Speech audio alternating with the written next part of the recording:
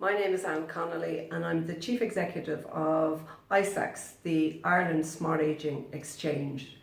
We were established 2 years ago with the very specific purposes of exploiting the opportunities for businesses, for academic institutions and for government agencies that arise from what we call the global smart ageing economy. That economy is driven by population ageing.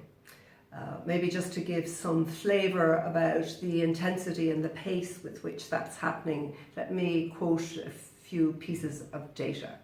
So life expectancy in the developed world is increasing at about the rate of 5 hours a day. That's 1 weekend a year, 2.5 years per decade. Here in Ireland, in the last century alone, we saw life expectancy increase by 30 years.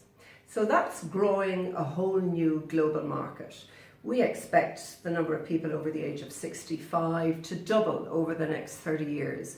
But interestingly, those over the age of 80 will probably just quadruple, 30 plus years. And we're now beginning to count one of the fastest growing age cohorts, the centenarians, growing at about 7% a year.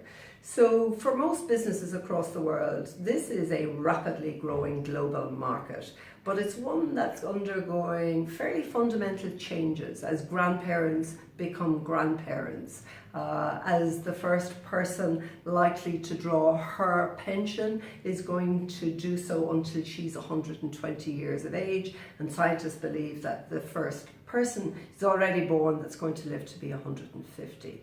So on the one hand, you have a very large global market, but probably even more interesting within that is the changes that are occurring to the structures of our population.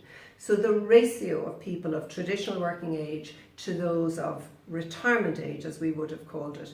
Here in Ireland, where we had a young population, about 10 years ago, that would have been 6 people of working age to 1 person of retirement age. That's already fallen considerably. And again, projections are showing that by 2050, that'll probably be as low as 2 people under the age of 65 for those over. So clearly that change in population structure is unsustainable for governments, for businesses, for communities.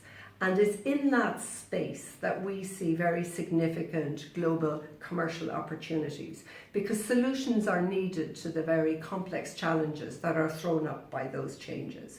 We clearly need to be able to prevent chronic diseases, to keep older adults out of acute, inappropriate hospital settings and able to better manage their own care in their own homes and communities. But there are challenges not just for the health system, but for the care system. There's already a shortage of carers here in Ireland at about 12,000. In the US, they project they'll need another 1 million carers before 2020.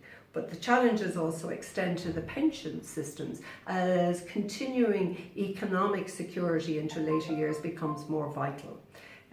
But thinking even more broadly, again, there will be rapid changes and adaptations needed to our cities and towns, to our transport systems, to our education systems. We don't know how long before 50% of the intake into third level education is going to be amongst people over the age of 50.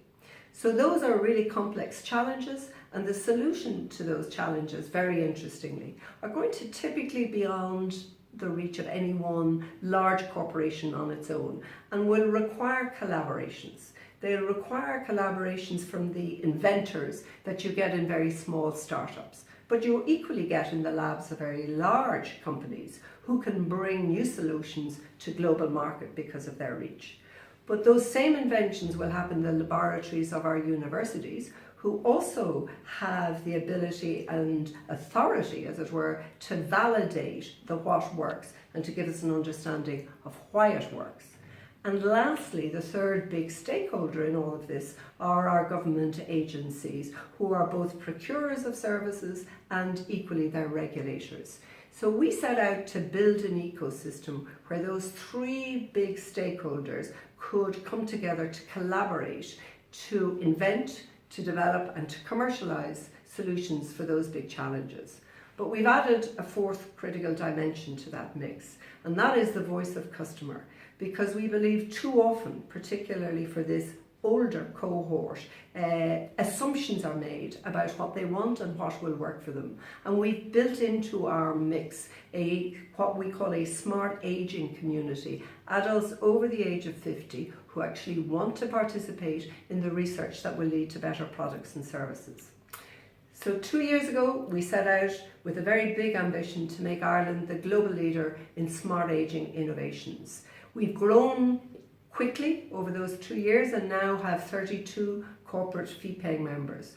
We offer 3 programs of activities, whether it's on the enterprise and startup business programs, Smart Aging Innovation Awards, through to specialist start your own business for people in the smart aging economy or those mature adults over the age of 50. We have a whole consumer insight program where with our smart aging community we provide research facilities to give a much deeper understanding of the changing and lived lives of our older adults, backed up by a data exchange.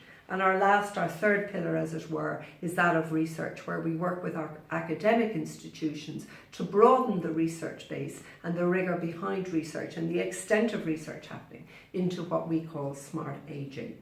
And probably most importantly, what we offer is an environment and the supports for our members to come together to form partnerships of 2s and 3s, or more broadly to tackle the big challenges. So for example, we have a smart aging housing programme where with the 3 very big banks, 6 local authorities, health services, home instead and players like that, who come together because they have a shared business interest around a particular area of focus. We're doing the same in the world of work, we're doing the same in the whole area of active and healthy aging.